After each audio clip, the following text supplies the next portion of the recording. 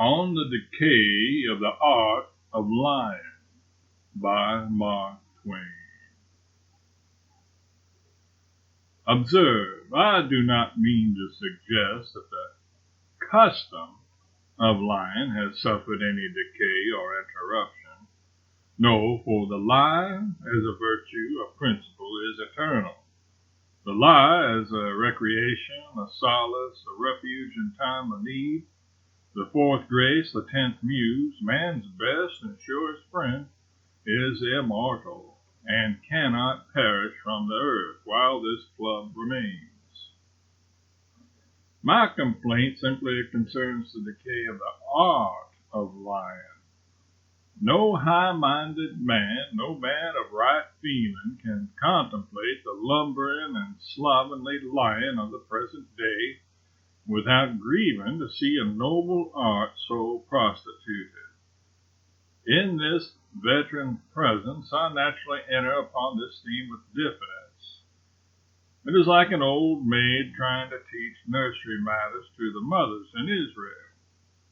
It would not become to me to criticize you, gentlemen, who are nearly all my elders and my superiors in this thing.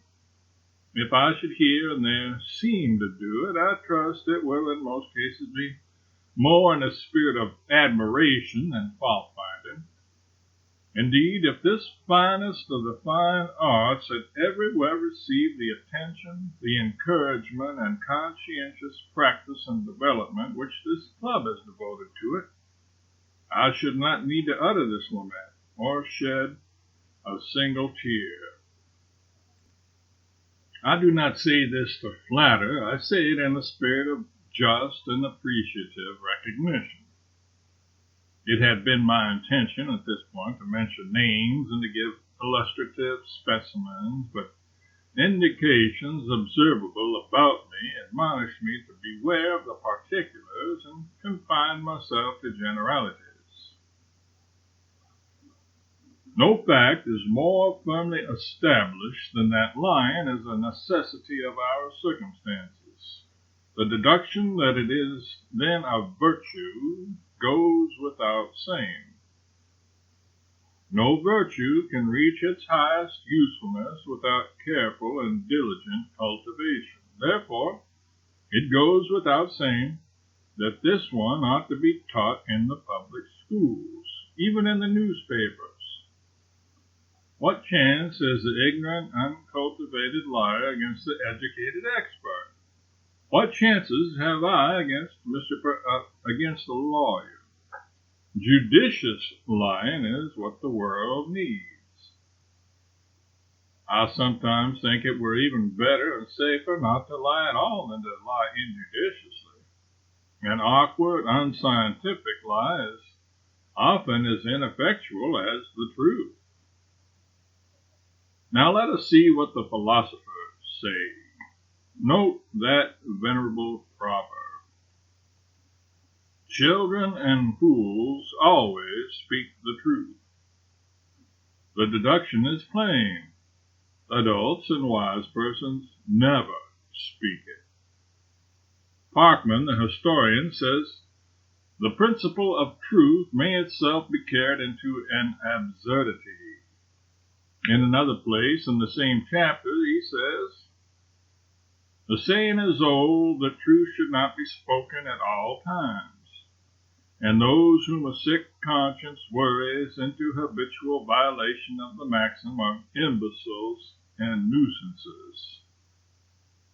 It is strong language, but true. None of us could live with an habitual truth-teller, but thank goodness none of us has to. A habitual truth-teller is simply an impossible creature. He does not exist. He never has existed. Of course, there are people who think they never lie, but it is not so. And this ignorance is one of the very things that shame our so-called civilization. Everybody lies. Every day. Every hour. Awake, asleep, in his dreams, in his joy, in his mourning. If he keeps his tongue still, his hands, his feet, his eyes, his attitude will convey deception and purposely, even in sermons, but that is a platitude. In a far country where I once lived, the ladies used to go around paying calls under the humane and kindly pretense of wanting to see each other.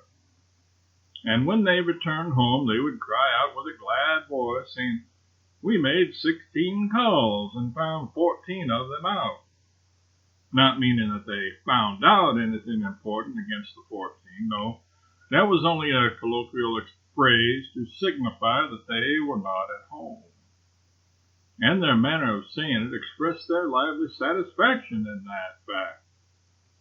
Now that pretense of wanting to see the 14 and the other two whom they had been less lucky with was that commonest and mildest form of lying which is sufficiently described as a deflection from the truth. Is it justifiable? Most certainly. It is beautiful, it is noble. For its object is not to reap profit, but to convey a pleasure to the 16. The iron-souled truth-monger would plainly manifest, or even utter the fact that he didn't want to see those people, and he would be an ass and inflict totally unnecessary pain. And next, those ladies in that far country. But never mind, they had 1,000 pleasant ways of lying that grew out of gentle impulses, and were a credit to their intelligence and an honor to their hearts. Let the particulars go. The men in that far country were liars, every one. Their mere howdy-do was a lie, because they didn't care how you did, except they were undertakers. To the ordinary inquiry, you lied in return, for you made no conscientious diagnostic of your case, but answered at random and usually missed it considerably. You lied to the undertaker and said your health was failing. A wholly commendable lie, since it cost you nothing and pleased the other man. If the stranger called and interrupted you, you said with your hearty tongue, "I'm glad to see you," and said with your haughtier soul, "I wish you were with the cannibals and it was dinner time." When he went, you said regretfully, "Must you go?" and followed it with a "Call again." But you did no harm, for you did not deceive anybody nor inflict any hurt, whereas the truth would have made you both unhappy. I think that all this courteous lying is a sweet and loving art and should be cultivated. The highest perfection of politeness is only a beautiful edifice built from the base to the dome of graceful and gilded forms of charitable and unselfish lying. What I bemoan is the growing prevalence of the brutal truth. Let us do what we can to eradicate it. An injurious truth has no merit over an injurious lie. Neither should ever be uttered. The man who speaks an injurious truth, lest his soul be not saved if he do otherwise, should reflect that that sort of a soul is not strictly worth saving. The man who tells a lie to help a poor devil out of trouble is one of whom the angels doubtless say, "Lo, here is a heroic soul who casts his own welfare in jeopardy to succor his neighbors. Let us exalt this magnanimous liar." An injurious lie is an uncommendable thing, and so also, and in the same degree, is an injurious truth, a fact that is recognized by the law of libel. Among other common lies, we have the silent lie, the deception which one conveys by simply keeping still and concealing the truth. Many obstinate truth-mongers indulge in this dissipation, imagining that if they speak no lie, they lie not at all. In that far country where I once lived, there was a lovely spirit, a lady whose impulses were always high and pure, and whose character answered to them. One day I was there at dinner and remarked in a general way that we are all liars. She was amazed and said, "Not all?" It was before Pinafore's time, so I did not make the response which would naturally follow in our day, but frankly said, "Yes, all. We are all liars. There are no exceptions." She looked almost offended. "Why, do you include me?" "Certainly," I said. "I think you even rank as an expert." She said, "Shh, the children." So the subject was changed in deference to the children's presence, and we went on talking about other things. But as soon as the young people were out of the way, the lady came warmly back to the matter and said, "I have made a rule of my life to never tell a lie, and I have never departed from it in a single instance." I said, "I don't mean the least harm or disrespect, but really you have been lying like smoke ever since I've been sitting here. It has caused me a good deal of pain because I'm not used to it." She required of me an instance, just a single instance. So I said, "Well, here is the unveiled duplicate of the blank which the Oakland hospital people sent to you by the hand of the sick nurse when she came here to nurse your little nephew through his dangerous illness. This blank asks all manners of questions as to the conduct of that sick nurse. Did she ever sleep on her watch? Did she ever forget to give the medicine? And so forth, and so on. You are warned to be very careful and explicit in your answers, for the welfare of the service requires that the nurses be promptly fined or otherwise punished for derelictions. You told me you were perfectly delighted with this nurse, that she had 1,000 perfections and only one fault. You found you never could depend on her wrapping Johnny up half sufficiently while he waited in a chilly chair for her to rearrange the warm bed.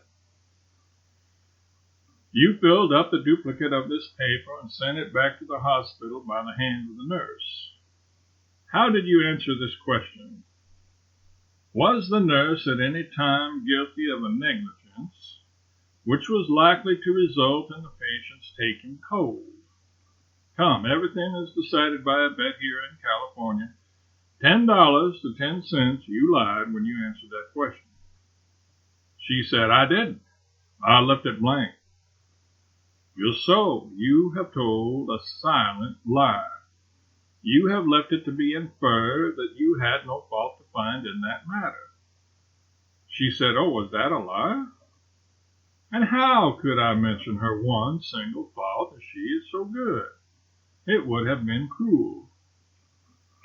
I said, "One ought always to lie when one can do good by it. Your impulse was right, but your judgment was crude.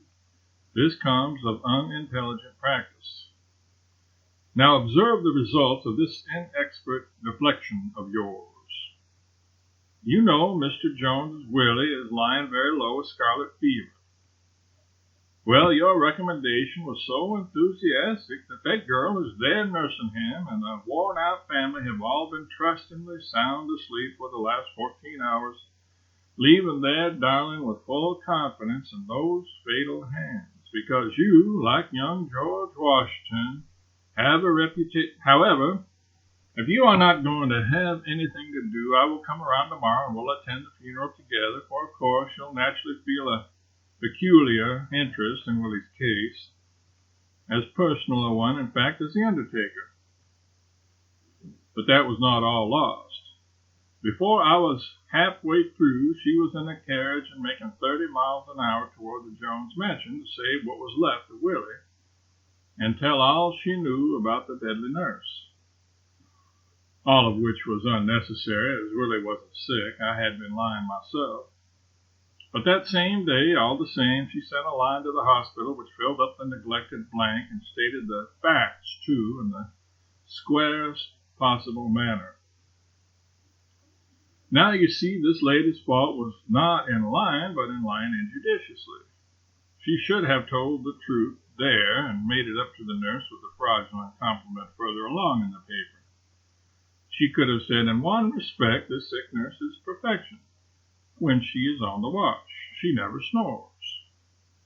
Almost any little pleasant lie would have taken the sting out of that troublesome but necessary expression of the truth.